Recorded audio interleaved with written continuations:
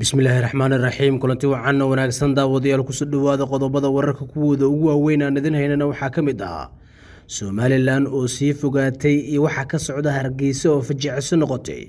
ethoobiya oo qiil u sameysay ciidankii kasoo gudbay xadka soomaaliya ee la celiyey maraykanka oo xoojinaya joogitaankiisa militari ee soomaaliya kadib arrin la yaab leh oo soo korortay iyo waa sidee saaka xaaladda goobihii shalay lagu dagaalamay ee gobolka mudug qodobadaas iyo kuwo kale ayaad wararkeena ku maqli doontaan hadduu alyaraado balse saaxiibayaal marka hore waxaan idinka codsanaya inaad sabscribe saartaan janalka si aad u heshaan wararka iyo macluumaadka halkan aan soo gelino mahadsanidin dhammaantiinba aynu ku bilowno sida ay sheegayaan wararka ka imaanaya galbeedka gobolka mudug gaar ahaan deegaanada u dhexeeya galdogob iyo saxquran oo aagii shalay ay ku dagaalameen beelaha halkaasi wada dega waxaa weli sor fadhiya labada maleeshiya beled iyadoona mararka qaar la maqlayo rasaas la iswadaarsanayo waxaa socdo dadaallo ay wadaan maamulada puntland iyo galmudug oo ku aadan sidii xabadad loo joojin lahaa loona kala qaadi lahaa maleeshiyaadka magaalada gaalkacyo ayaa waxaa ka dhacay kulamo laba maamul ay ugu wada hadlayeen si loo soo afjari lahaa colaadan oo dad badan ay ku dhinteen kuwo kalena ay ku dhaawacmeen inkastoo weli aan si dhab ah loo ogeyn khasaaraha intii uu gaarsiisan yahay haddana waxaa wararkii ugu dambeeyey ay sheegayaan in dhimashadu ay ka badan tahay 30 halka dhaawacuna uu kor u dhaafayo 50 kale waxay soo taraya baaqyada ka imaanaya qeybaha bulshada iyo siyaasiyiinta ee lagu dalbanayo in la joojiyo dagaalkan salka ku hayo dilal aan qabiil ah wararka galka miidiyaha ayaa daawanaysaan saaxiibayaal markana waxaan eegaynaa somalilan oo sii fogaatay iyo waxa ka socda hargeysa oo fajiciso noqotay somalilan oo muddo ka badan 30 sano u dhaqmaysay sidii dal madax bannaan balse aan helin aqoonsi caalami ah ayaa hadda sii fogaatay iyadoo oo god dheer ku dhacday wadahadallo isu dhawaasho labada dhinaca waa dowladda dhexe iyo somalilan oo horaantii sanadkan la xiratay Addis Ababa oo ay ka aragtay danteeda iyo waxa ay 30 sano raadinaysay ayaa koodii Janaayo la saxiixatay heshiis ay Addis Ababa ugu dalbanayso aqoonsi halka somalilan ay siinayso ama sida ay ugu yeertay kareysanayso qaybo ka mid ah biyaha Soomaaliya isla markaana dhaca xeebaha gacanka ku haya somalilan hargeysa iyo muqdisho ayaa sii kala fogaaday heshiiska badda kadib kaasoo muqdisho si adag uga hortimid midaas oo sii fogeysay somalilan heer ay maanta marayso in hargeysa loogu heeso malihii cadow iga daran xamar garow iyo kuwa xintama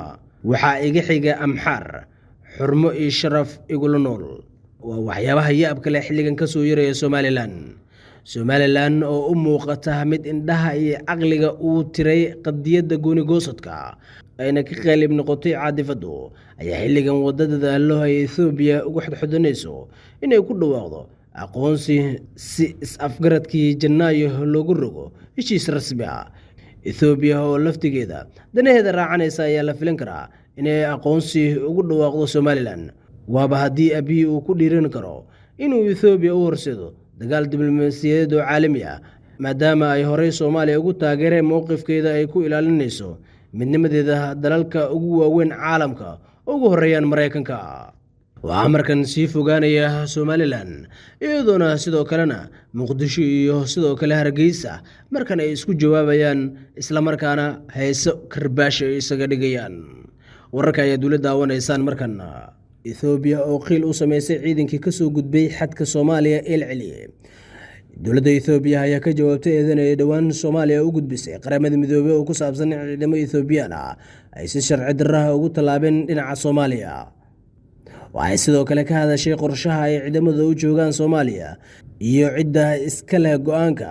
iyo xilliga ay ka baxayaan iyagoo sheegay inay muddo sii joogi doonaan Nabio Taylor afayeenka wasaaradda arrimaha dibadda ee Ethiopia oo wareysi siinayay laanta Amxaariga ee BBC-da ayaa waxba kama jiraan wuxuu ku tilmaamay eedaha Soomaaliya ee ka dhanka ah in ciidamada Ethiopian ay si sharci darro ah u galeen gudaha Soomaaliya doodaha la xiriira bixitaanka ciidamada Ethiopia ayaa muddo soo jiitamaysay laga soo bilaabo heshiis afgarad ah oo bilowgii sanadkan wada galeen Somaliland iyo Ethiopia dajiraha Soomaaliya u fadhiya qaramada midoobay Abuukar Cusmaan Baale oo ka hadlayay kulan xaaladda Soomaaliya looga hadlayay oo ay goobjoog ka ahaayeen mas'uuliyiinta qaramada midoobay iyo kuwa ka socday Midowga Afrika ayaa waxa uu Ethiopia ku eedeeyay in askarteeda si sharci darro ah oo baalmarsan ay u galeen gudaha Soomaaliya dowladda Soomaaliya ayaa hadda doonaysa in labada nooc ciidamada Ethiopiyaanku ay isaga baxaan Soomaaliya sida ay sheegeen saraakiil Soomaali ah. dhowaan ay ahayd markii taliyaha amniga qaranka ee madaxweynaha Soomaaliya Xuseen Macalin oo ka jawaabay su'aal lagu weydiiyay barta oo horey loo oran jiray Twitter-ka